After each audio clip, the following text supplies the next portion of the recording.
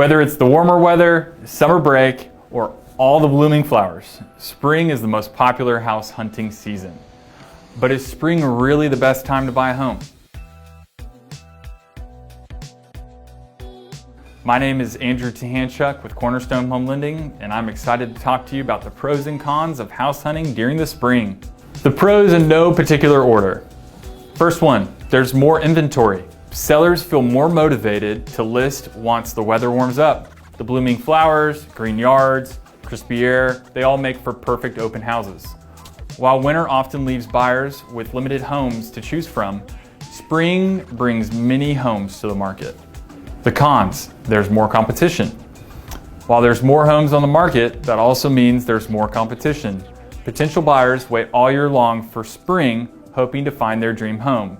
You may run into bidding wars, higher prices, and homes barely staying on the market. Next pro, it's the perfect time for families. While with the holidays, kids are in between semesters, buying a home in the winter can be stressful. Moving at the end of the school year makes it easy for families to pack up and get in the home before the school year picks up again.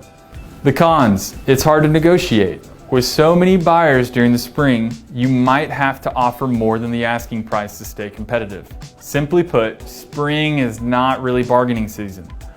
If competition is fierce, you're more likely to find yourself in the middle of a bidding war.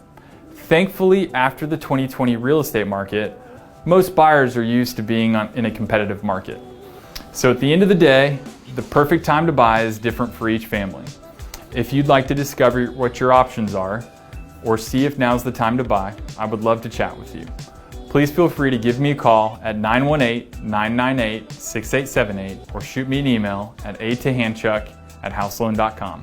Thanks so much for watching this week's video. If you have any questions, please feel free to comment or leave me a message. Thanks, and I'll see you next time.